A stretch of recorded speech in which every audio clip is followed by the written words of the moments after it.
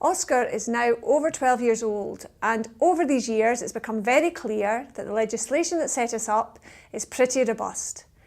However, not surprisingly, over that time we've identified some areas that could be tightened up or slightly altered in order to make us better at our job of underpinning public trust and confidence in charities. Scottish Government has considered these proposals and have felt that some of them are worthy of looking at more closely, and they've opened a consultation on them which will now run until the 1st of April. Both they and us are very, very keen that there's a good response to the consultation. We want to make the changes, if we get the chance, as strong as possible. These changes cover a number of areas, but the two main ones are promoting greater transparency and accountability and slightly stronger enforcement powers. There's also a couple more technical areas that come along at the end. In this video, I'm just going to explain a little bit about each of the areas so that you feel able to respond to the consultation.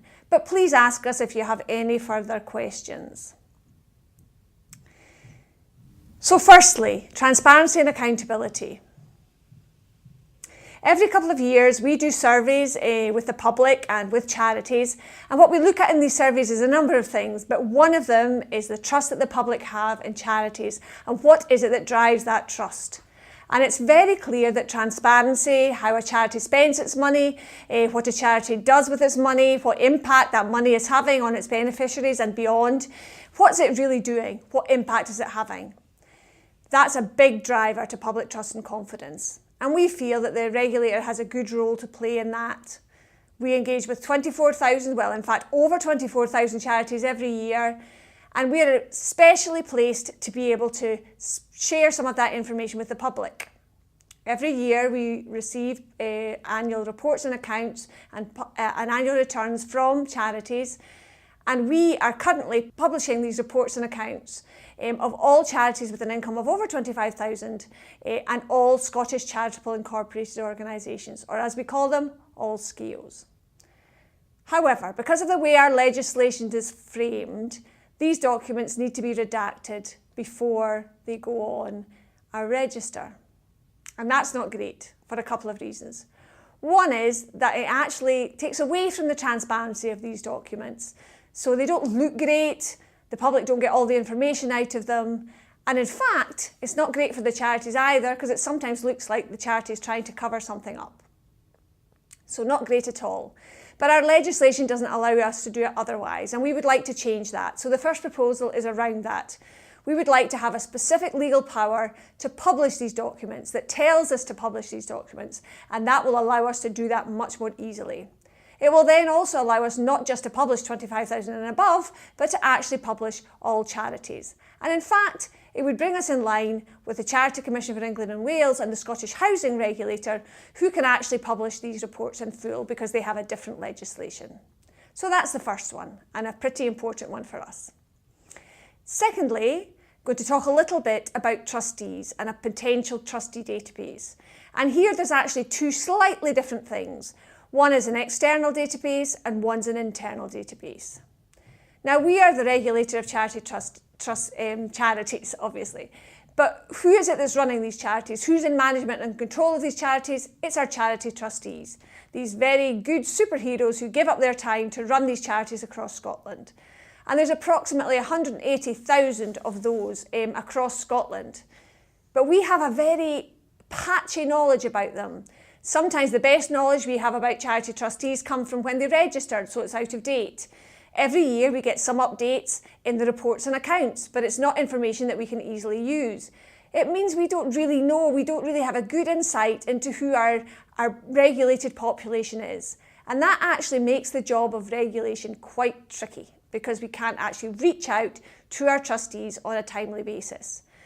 So we would really like to have an internal database that would really allow us to do our regulatory work much more efficiently, much more effectively. That would be fantastic. But we also feel there's a role to play for an external database. These trustees who are running these charities are public figures. Their names are in the reports and accounts. And we would like to have that more easily available to the public And actually, we think most charity trustees should be shouting about the fantastic work they're doing, the impact they're having on Scotland, and should be very proud to have their name on that charity register, on that charity trustees register. So that's the second thing, a charity trustee register, an internal and an external facing register. And we know you may have a different opinion about an internal and external, and we want to hear that. But we are certainly keen, or we certainly think there's a good argument for both. Okay, in the next bit, I'm going to talk a little bit about slightly stronger enforcement powers, or slightly more specific enforcement powers in some areas. Enforcement powers themselves can also be a good driver to public trust and confidence. We know that most charities do stuff right, and we think the public know that too. But when charities get it wrong, when charities do stuff that they shouldn't be doing, the public want to know that we can take action. And there's just a few areas that we feel could be tightened up in this area to make us much more effective at our role. The first of those relates to the automatic disqualification of charity trustees. Because of some changes in England and Wales, we are now out of step with them. So some people who are disqualified from being trustees in England and Wales can actually still be trustees in Scotland. We think that could become tricky if trustees started trying to practice, if trustees who had nefarious plans tried to come to Scotland to do that, whereas they couldn't actually become a trustee in England and Wales. So we would like to tighten that up. The second one along these lines is to do with the power to issue positive directions to charities. At the moment, we can ask charities not to do something. For instance, if a charity is going through difficulties, we could ask them not to dispose of any funds that they have at the moment without our consent. So we could tell them not to do something. What we can't really do is tell them to do something. And actually, that would often be much more constructive if we're in a situation where compliance is difficult. And I'll give you a good example of that. For instance, if a charity is not quoted, if it doesn't have enough charity trustees to make the decisions that it needs to make, it's therefore not acting legally and it can get into all sorts of difficulties. So we could positively direct a charity to find another couple of trustees. And that would allow them then to carry on and do whatever it is they need to do. It might be to wind up, it might be to do all sorts of different things. But it would be a much more constructive way of dealing with potential compliance issues than only relying on a power to not do something. The next one is around charity trustees or charities who are not submitting the stuff that they need to submit to us on an annual basis. What do they need to submit to us? They need to submit to us an annual return and also their reports and accounts. They need to do that on a yearly basis. Now, I have to say, most charities do this. Some charities do it in a very timely manner, some charities are a bit late, but the majority of charities do submit to us on a yearly basis. However, there's a proportion of charities who do not, and there's a proportion of charities who do not on a very, very ongoing basis.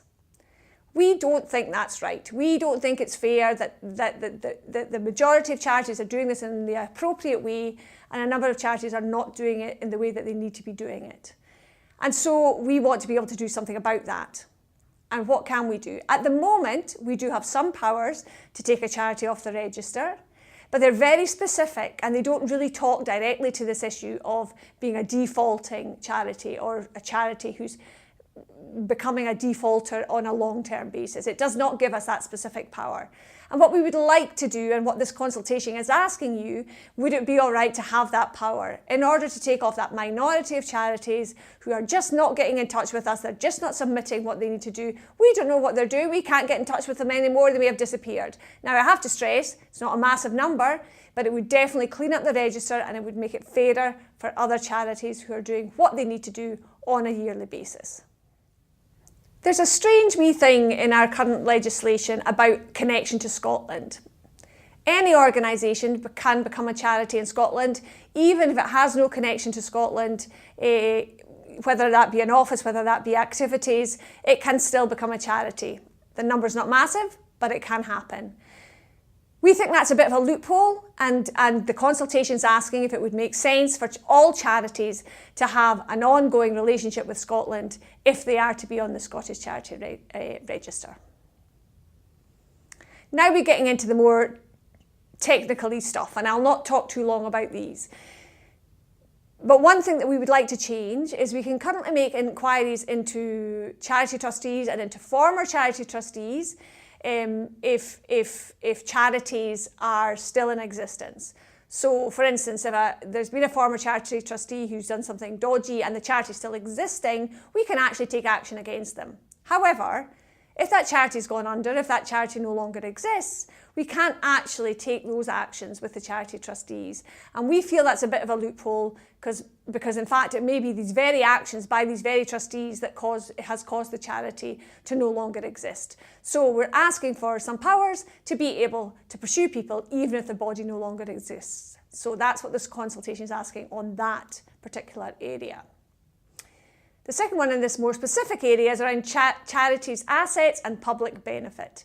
So when a charity no longer wants to be a charity and comes off the charity register but has assets of whatever nature, it might be buildings, it might be money, whatever it is, then these assets need to be used for charitable purposes.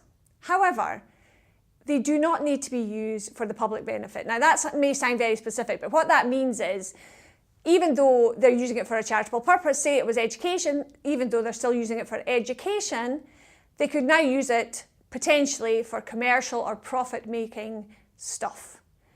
What we would like to see is that they are still used for the public benefit, i.e. they're really still used in the way they would have been used if the organisation was still a charity.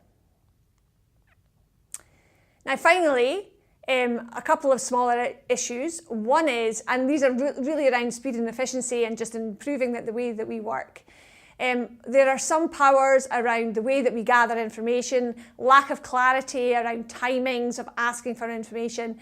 And on those, and it's worth looking at the consultation for those, we just want that tightened up. We just want to know what the timescales are in order to be able to be faster at actually gathering that information and making sure that everybody knows the timescales around those. And there's one very specific issue around charities who have been established under Royal Charter, warrant or enactment, and it's not clear whether or not they can reorganise through us. Now, for most charities, that's something that they may never come across, but for some charities, a reorganisation is very important if they want to actually carry on working in the 21st century. So some of these charities, it's not clear whether or not they can or cannot apply to OSCR to reorganise. It's usually a much more complicated process and we would just like to make that simpler.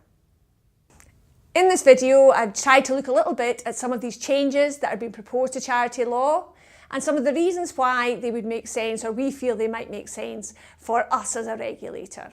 This is a chance for you to have your say and you've got until the 1st of April to do so.